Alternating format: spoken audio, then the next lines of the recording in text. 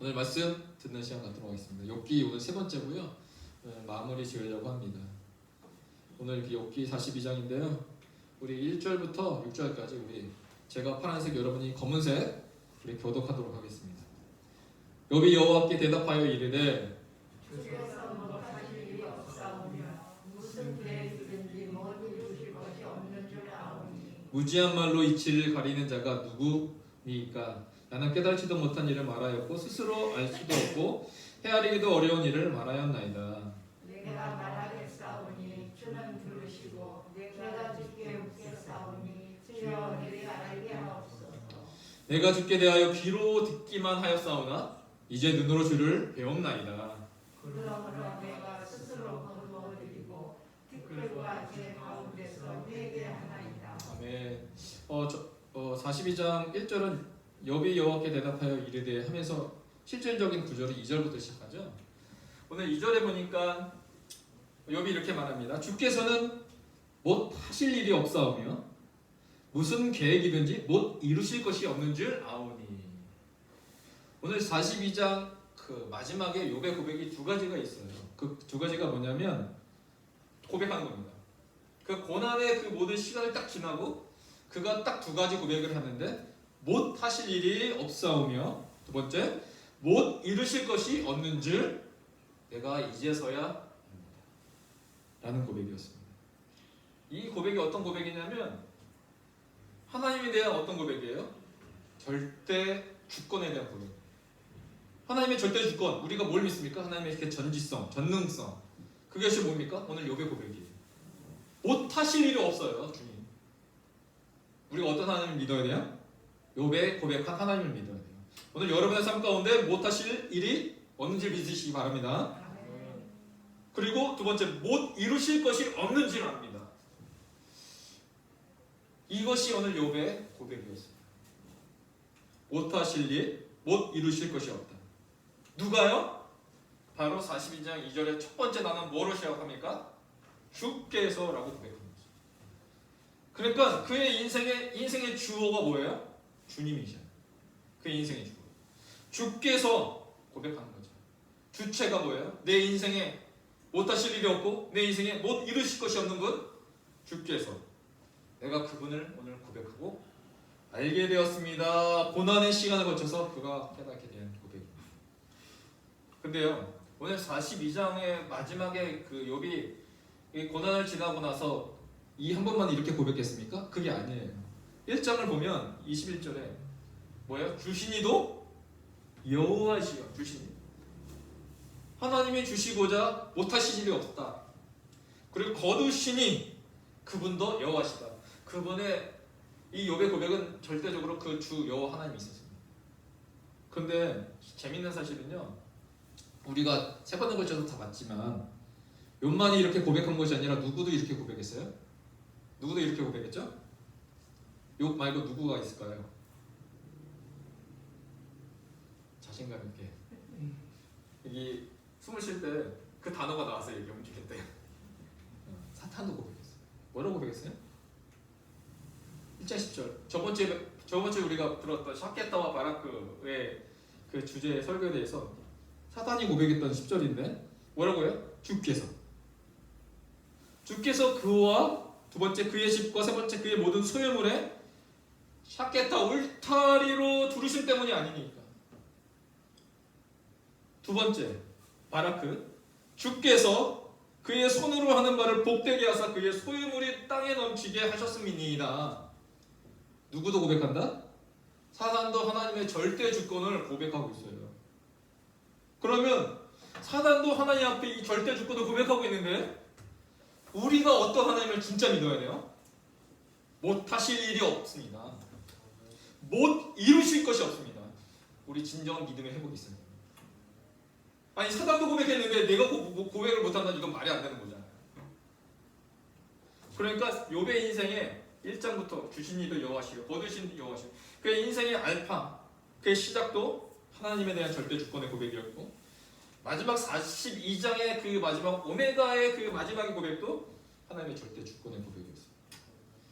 우리가 그 하나님을 선포하고 믿고 고백하기를 주의 이름으로 축복합니다. 그러면서 3절에 이렇게 고백합니다. 무지한 말로 이치를 가리는 자가 누구니까? 나는 깨달지도 못한 일을 말하였고 스스로 알 수도 없고 헤아리기도 어려운 일을 말하였나이다. 오늘 이 3절의 고백, 하나님의 절대 주권을 고백하고 나서 오늘 3절에 이 고백을 하는데 욥이 이 고백을 뭐라고 하냐면 하나님 앞에 자기를 부정하는 거예요. 자기 부정. 지금 소발, 달다, 엘리바스와 논쟁을 하였어요. 몇 장에 걸쳐서 논쟁을 했습니까? 쭉 세보면 30장에 걸쳐서 논쟁한 것에 대한 3절이 자기 부정. 내가 지금까지 이 세 친구들과 나는 부정하지 않았다, 나는 의인이다 여러 가지 고백했던 그 모든 30장에 걸쳐서 한 말이 오늘 42장 마지막 절에 와서 자기가 뭐 했다? 무지한 말이었습니다. 나는 깨달지도 못한 말을 이를 내가 말하였습니다라는 자기 스스로의 자기 부정인 거죠. 그러니까 3장부터 시작해서 33장까지, 그리고 엘리후가 34장에 나오고 38장부터 하나님 말씀하시잖아요. 그러니까 33장까지 친구들과 논쟁한 것은 무슨 말이었습니까? 한마디로 말하면 나는 의롭다고 말했습니다. 나는 의로운 자가 고통받는다고, 나는 잘못이 없다고 그렇게 말하고 논쟁했던 그 모든 것들 지금 하나님 앞에서 회개하는 겁니다. 나는 무지한 말로 깨닫지도 못한 말을 했습니다. 즉 내가 알고 말한 것이 아니라 사실은요, 그 3장부터 33장까지 되어진 모든 말들은 내 논리로 말하였습니다. 자기가 말한 고백이 주님 100% 맞는 고백도 아니었습니다. 그래서 오늘 욥이요, 이 3절을 통해서 자기 부정을 하는 것입니다. 근데 우리가 여기서 중요한 게 뭐냐면, 잘못하면요, 욥기 3장에서 33장까지 아니면 37장까지, 적게 33장까지 이것을 하나님의 말씀으로 내가 인용하면 큰일 난다는 것이죠. 이해하십니까? 제가 옛날에 중학교 때 중등부에 제가 찬양 성가대를 하고 있었는데, 성가대 지휘자 선생님이 하루는 여기 성가대 대원을 집으로 초대했어요. 식사 대접한다고.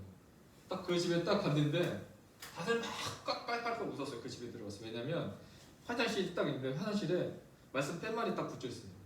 뭐가 붙여있는지 아세요? 욥기 말씀이었는데, 내 시작은 미약하였으나 내 나중은 창대하리라. 배 아파가지고 화장실 앞에서 딱 보면서 내 나중은 창대하게 나오게 될 것이다. 이렇게 붙여놨냐고 했는데, 우리가 잘못하면 이것이 하나님의 말씀인 양 우리가 사용할 수 있다는 거예요. 내 시작은 미약, 우리 기도 많이 하시잖아요. 안수하면서 내 시작은 미약했으나 내 나중은 심히 창대하리라. 아멘 하잖아요. 근데 이게 누가 말한 거예요? 빌닷이 말한 거죠. 빌닷. 욥을 공격한 거죠. 지금 너가 죄인이잖아. 회개해봐.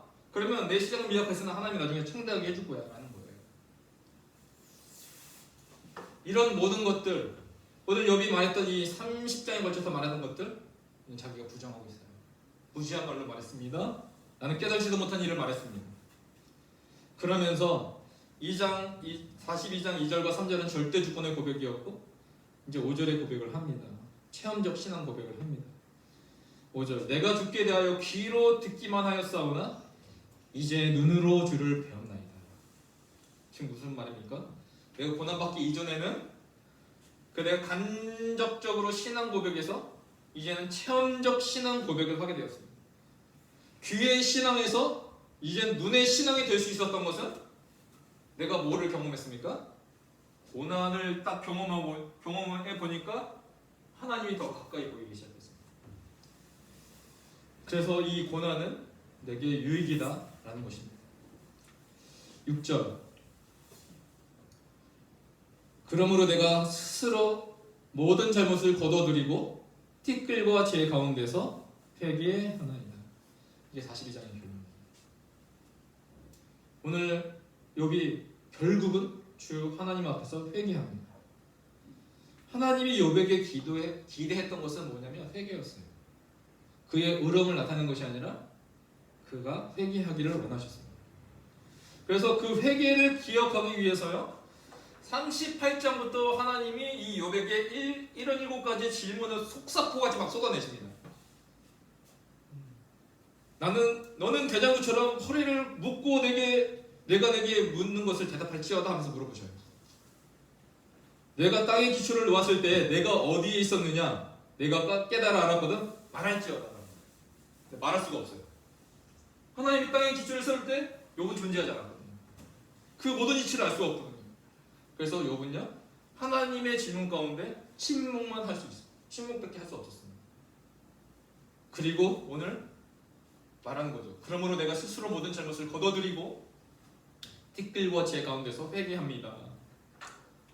욥이 회개하니까 하나님이 회개를 딱 받아주시는 것이 아니라 7절과 8절의 내용을 욥에게 요구하십니다. 그 요구의 내용이 오늘 본문의 말씀의 핵심인데요. 7절 여호와께서 욥에게 이 말씀을 하신 후에 여호와께서 대만 사람 엘리바스에게 이르되 내가 너와 내 두 친구에게 노하노니 이는 너희가 나를 가리켜 말한 것이 내 종 욥의 말 같이 옳지 못함이니라.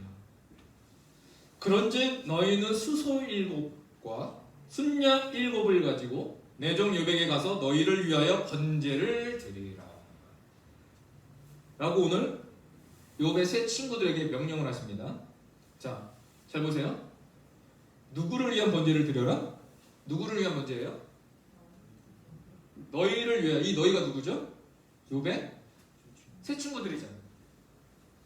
욥의 세 친구들의 이 잘못을 하나님이 지적하시고 이들이 회개하고 변화되기 위하여 하나님이 이 세 친구들에게 요구하신 것이 뭐냐면 수소 7과 순양 7을 가지고 누구에게 가라? 욥에게 가라. 그런데 그 제사는 누구를 위한? 너희를 위한 것입니다. 번제를 드리라라고 말하고 있습니다. 그런데 이 번제는 누가 드려주는 것인가? 욥이 드려주는 거예요. 이게 왜 운명의 장난이에요? 원수는 어디에서 만난다? 외다리 나무에서 만난다고 했는데 지금 욥과 세 친구들은 원수 같은 사람들이에요. 근데 오늘 하나님의 42장에 딱 나오면서 너희 둘 다 죄인이야? 너희 세 친구들 욥에게 가서 번제를 드려라고 말하고 있습니다. 자, 이 말은 뭐냐면 정말 중요한 내용이 여기 있는데 이 뜻이 뭐냐면 하나님이 왜 욥에게 가서 제사를 드리라고 했냐면 욥의 제사장적 기능 회복을 친구들을 통해서까지 회복시켜주는 장면. 원래 여기요 그 가정에 그 제사장적 기능을 하고 있었어요. 이미 1장을 보면. 근데 고난을 통해서 그 모든 것이 다 망가지고 있었는데 오늘 그 고난을 통과하고 나서 오늘 하나님이 욥을 다시 세워주는데 어떻게 세워줘요? 그 친구들을 통해서 세워주는 거예요. 이 세 친구들이 죄를 지었다며 그래서 욥에게 찾아가는 것입니다. 그러니까 이전까지는 욥이 제가 말씀드렸던 집안의 제사장뿐이었습니다. 그런데 이 고난을 통해서 친구들까지 그가 제사장적 기능을 하나님 확장시켜주고 계신다. 자, 1.5절 보겠습니다. 1.5절 그들이 차례대로 잔치를 끝내면 혹시 욥이 생각하기를 자녀들이 죄를 지었을까봐 뭘 합니까? 욥이 그들을 불러다가 성결하게 하되 아침에 일어나서 그들의 명수대로 뭘 들었어요? 번제를 드렸어요. 이때 당시에 그 아브라함의 시대잖아요. 그러니까 제사장은 없었어요. 그런데 욥의 그 삶의 기능은 뭐예요? 제사장적 기능을 하고 있었다는 거예요. 드렸으니 이는 욥이 말하기를 혹시 내 아들들이 죄를 범하여 마음으로 하나님을 욕되게 하였을까? 함이라 욥이 행위가 항상 이러하였더라 라는 것이었습니다. 그러니까 8절에 그런즉 너희는 수소 7과 순양 7을 가지고 내 종 욥에게 가서 너희를 위하여 번제를 드려라. 재밌는 거냐? 너희를 위하여 드려라 했는데 그러면 이 세 친구들 위한 번제일 것 같은데 결국 누구를 위한 거예요? 욥을 위한 거였어요. 하나님의 그 제사장적 기능을 회복시키십니다. 그러면서 말씀하십니다. 8절에께서 내 종 욥이 너희를 위하여 기도할 것인즉 내가 그를 기쁘게 받으리니. 여기 보세요. 내 종 욥이 너희를 위하여 기도할 것인즉 그 다음 문장이 어떻게 나와야 돼요? 내가 너희를 용서하리라 라고 나와야 돼요. 사실은. 근데 용서하리라가 아니라 기도할 것인즉 내가 누구를요? 욥을 기쁘게 받을겠다라는 거예요. 사실 이 번제는 너희를 위한 것이지만 누구를 위한 거예요? 사실은요? 욥을 위한 거였어요. 제사는 분명 새 친구들을 위한 것인데, 그래서 너희를 위한 것인데 라고 말하고 있지만 여기서 욥은 새 친구들을 위한 제사를 드려야 합니다. 전제 조건이 뭐예요? 하나님이 욥을 기쁘게 받으시기 위하여 전제 조건은 뭐예요? 욥의 그 제사를 드려줘야 돼. 그래야만 그들을 위하여 기도할 때만 하나님이 욥도 뭐 하시겠다? 용서해 주겠다. 기쁘게 받아주겠다.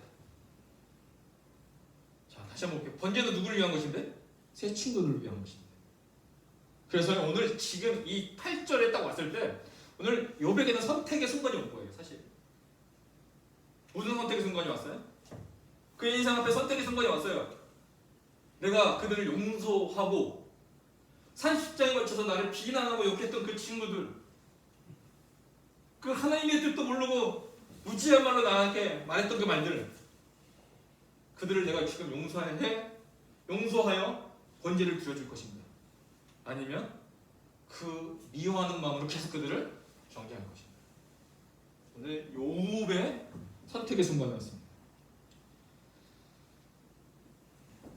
제가 대학교 갔을 때요, 1학년 때 신학과를 갔거든요.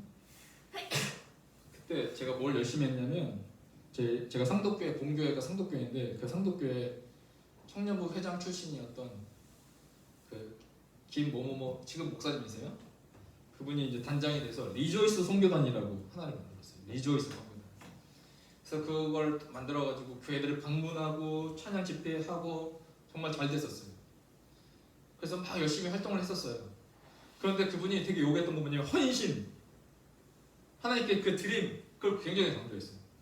그래서 저는 대학생이 돼서 신학교에서 학교를 가면 학교에 가서 수업과 찬양 집회가 같이 이게 잡히면 그분이 학교 그냥 땡땡이 치고 오라는 거예요.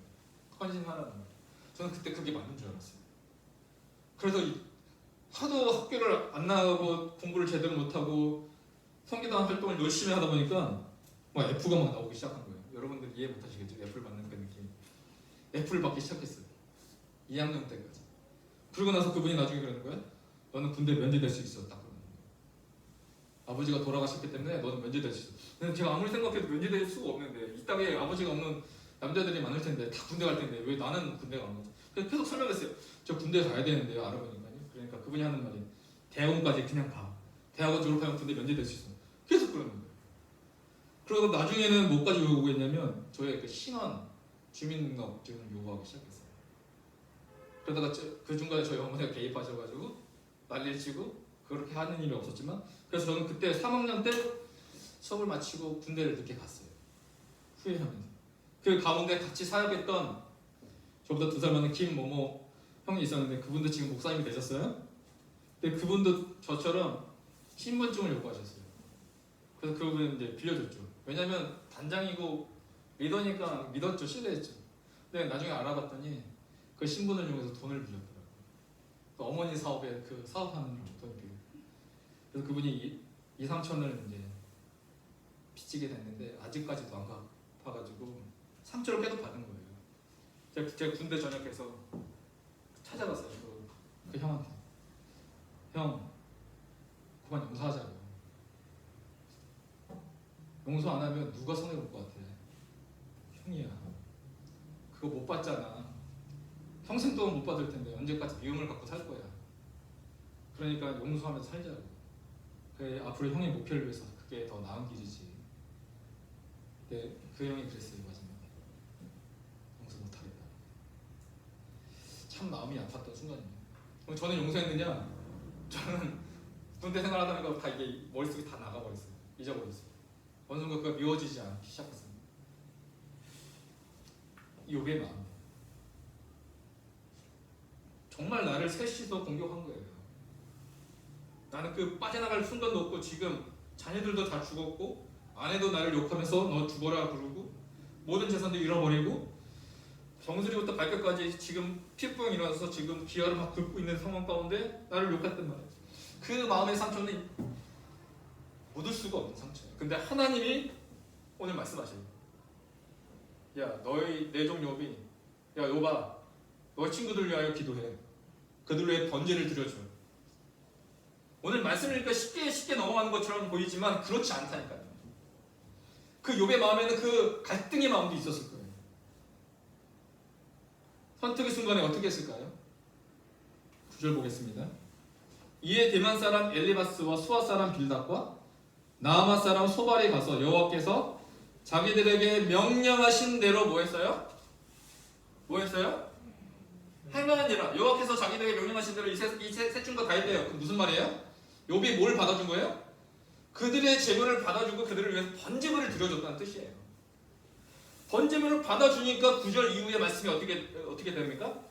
9절 이후에 여호와께서 욥을 기쁘게 받으셨다. 이게 무슨 말이에요? 잘 들어보세요. 오늘 그 3절에 무슨 말합니까? 내가 무지한 말로 말했습니다. 내가 깨닫지도 못한 일을 말했습니다. 그러면서 6절에 이렇게 말해요. 그러므로 내가 스스로 거둬들이고 티끌과 제 가운데 뭐 한다고요? 회개하나이다 라고 회개했어요. 근데 그 회개했을 때 하나님이 그 욥의 기도를 받아주셨어요? 안 받아주셨어요? 그때 안 받아주셨어요. 그때 회개했는데 회개를 받아주시잖아요. 언제 회개를 받아주셨어요? 욥이 용서하기로 결단하고 이 세 친구들을 위해서 하나님이 명령하신 대로 다 행했을 때, 제사를 드렸을 때, 그들을 위하여 기도했을 때, 그때서야 욥을 기쁘게 받으셨더라. 이제서야 욥을 받으시고 회복시켜주셨어요. 회개가 언제 회개가 일어났어요? 회개는 진작 했죠. 근데 회개의 열매는 언제 일어났어요? 욥이 결단하고 용서하고 나를 공격했던 그 친구들을 위해서 제사 드려주고 기도해 줬을 때 그때서야 하나님이 욥을 기쁘게 받으신 거예요. 회개는 진작 했지만 그 회개에 합당한 열매는 차이가 있었어요.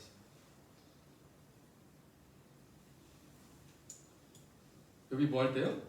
친구들 위하여 용서하고 제사 드려주고 그들의 죄를 하나님 앞에 고하여 사할 때 욥의 죄도 사해주고 회복시켜 주신 줄 믿으시기 바랍니다. 그를 기쁘시게 받으셨어요. 6절 특별과 제 가운데 회개했지만 그때 받으신 것이 아니라 9절에 그들의 친구들 위하여 제사 드려줄 때 기도할 때 응답하신 것입니다. 그래서 회개할 때가 아닌 용서하고 순종할 때 하나님이 그들 욥을 기쁘게 받아주셨습니다. 그리고 10절에 보니까 또 한 번 말씀하십니다. 욥이 그의 친구들을 위하여 기도할 때 여호와께서 욥의 공경을 돌이키시고 여호와께서 이전 모든 소유보다 갑절이나 주신지라. 잘 보십시오. 또 한 번 확인을 시켜주고 있습니다. 10절에 욥이 그의 친구들을 위하여 기도할 때 라고 나와 있어요. 그렇죠?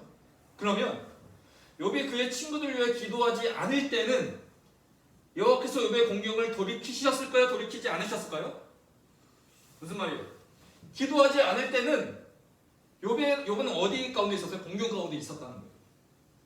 근데 그가 용서하고 그들의 친구들을 위해 기도하기 시작할 때, 중보하기 시작할 때 욥의 공경도 하나님이 돌이키기 시작하셨다. 그의 친구들을 위해 기도하기 전까지는 무슨 일이 일어나지 않았어요? 이전 모든 소유보다 갑절이나 주시지 않았어요. 그러니까 하나님은요 욥을 향해서 레디하고 있었어요. 준비하고 계셨어요. 그에게 공경을 돌이킬 준비, 그에게 재산이나 갑절이나 줄 준비는 항상 하나님의 준비가 되어 있어요. 누가 준비가 안 된 거예요? 우리가 준비가 안 된 거예요. 욥이 준비가 안 된 거예요. 근데 욥이 용서하기로, 그들을 위해 제사를 드려주기로, 기도해주기로 딱 하기 시작할 때 하나님은 딱 하나님의 역사가 시작하기 시작하는 거죠. 그만큼 중보 회개의 역사, 용서는 가장 큰 하나님의 능력입니다. 그래서 욥의 터닝 포인트는 언제 시작했습니까? 그의 인생의 가장 결정적인 인생의 터닝 포인트는 언제였어요? 욥이 환난을 받을 때였나요? 아니에요. 욥기는요 단순히 고난만 말하지 않아요. 욥의 가장 큰 터닝 포인트는 언제였습니까? 욥이 용서하기로 결단한 날, 내가 그들을 위해 제사를 드려주기로 결단한 날, 그들을 위해 기도하기로 결단한 날, 그의 인생의 가장 큰 터닝 포인트였어요. 그들을 위해 제사를 드려줍니다. 거기에 그치지 않고 친구들을 위하여 중보 기도까지 합니다. 누구 좋으라고요? 지금 누구 좋으라고 제사 드려주고 용서해주고 중보까지 합니까? 사실은 욥이었어요. 세 친구가 아닌 욥이었습니다. 자, 갑절의 축복을 받는 것이 중요하지 않습니다. 사실 욥이 제사장적 삶의 회복을 오늘 욥을 통해서 회복시켜주는 것이 오늘 욥기의 가장 중요한 핵심 요소입니다. 여러분의 인생의 길을 잘 가고 있습니까? 여러분에게도 터닝 포인트가 필요하지 않습니까? 여러분의 인생의 길은 잘 가고 있습니까? 욥처럼 터닝 포인트가 필요하지 않습니까? 우리에게 첫 번째 터닝 포인트는 뭐였습니까? 예수 믿을 때였어요. 그렇죠? 사망에서 생명으로, 죄에서 그 은혜의 구속의 길로 우리를 인도해 주셨습니다. 근데 어느 순간요, 우리의 믿음이 어떻게 됐어요? 예수를 믿고 새 생명을 얻었지만 욥의 신앙이 아닌 새 친구 같은 믿음으로 살아갈 때가 많아요. 정죄하고, 내가 축복해주면, 내가 하나님이 날 축복해주면, 내가 잘 살면 축복해주고, 내가 잘못되면 하나님이 날 저주해 주시는구나, 이 생각 안으로만 생각하는 우리의 연약한 모습이 있었습니다. 그게 아니라는 거예요. 오늘 하나님은 욥기를 통해서 여러분을 향한 하나님의 메시지가 뭐예요? 하나님을 당신을 영적 제사장으로 세우시길 원하신다. 하나님이 여러분을 통해서 그 은혜가 흘러가기를 원하신다. 여러분을 통해서 사람들을 세워주기를 원하신다. 이것이 오늘 욥기의 핵심 주제였습니다. 오늘 우리가 기도했으면 좋겠습니다. 욥의 제사장적 모습을 우리가 회복했으면 좋겠습니다.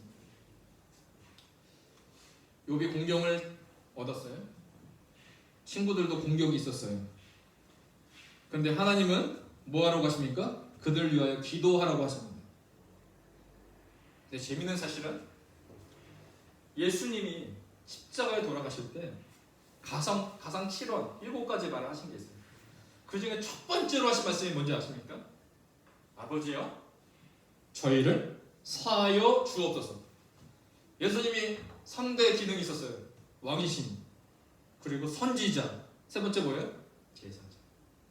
그는 우리의 진정한 제사장이 되어주셔서 자기를 십자가에 죽이기까지 못 박힌 사람들 향하여 하는 말씀이 뭐였어요? 아버지여, 저희를 사하여 주옵소서. 진정한 영적 제사장, 우리의 진정한 제사장이 되어주신 분이 바로 예수님이시다. 예수님도 자기를 죽인 자를 위해 기도하셨다. 얼마나 하나님이 기뻐하셨어요. 이것이 하나님이 우리를 향한 하나님의 뜻이다. 우리도요, 욥처럼, 예수님처럼 하나님 뭐하기를 원하셔요? 제사장적 삶을 살기를 원하십니다. 제사장, 목사만 하면 되지 뭐. 그게 아니에요. 여러분들의 한 사람 한 사람의 그 모든 인생 가운데 제사장적 기능을 회복하기를 주의 이름으로 축복합니다. 그래서 내가 나에게 잘한 사람만 잘해주는 것이 아니라 나를 욕하고 나를 피해주고 왜 그 사람 때문에 오늘 내가 이렇게 되었을까라고 생각했던 그 모든 것까지 하나님 그를 위해 기도할 때 여호와께서 욥의 공경을 돌이키셨듯 여러분의 공경을 돌이키기 시작할 것이며 여러분의 모든 소유보다 더 많게 하시는 그 하나님의 놀라운 은혜의 주인공이 되길 주의 이름으로 축복합니다. 기도하겠습니다. 하나님 아버지 감사합니다. 3주에 걸쳐서 욥기를 보게 하시고 은혜를 나누게 하신 그 하나님, 그렇습니다. 욥이 고난을 받았고 역경을 얻었으며 이해할 수 없는 일들이 그 삶 가운데 일어났지만 하나님이 욥을 통하여 원하시는 것은 그의 인생을 통하여 그의 제사장적 그 모습을 회복시키고자 아버지 그를 다시 세우고자 하시는 하나님의 놀라운 계획이 있었음을 고백합니다. 하나님, 주님이 기도했던 것처럼 아버지 저희를 사여 주옵소서. 용서를 구하고 용서를 위하여 우리가 기도하며 다시 한번 회복을 위하여 기도하는 자로 살아가게 하여 주시옵소서. 감사드리며 이 모든 기도 예수님의 이름으로 기도합니다. 아멘. 우리 말씀 생각하시면서요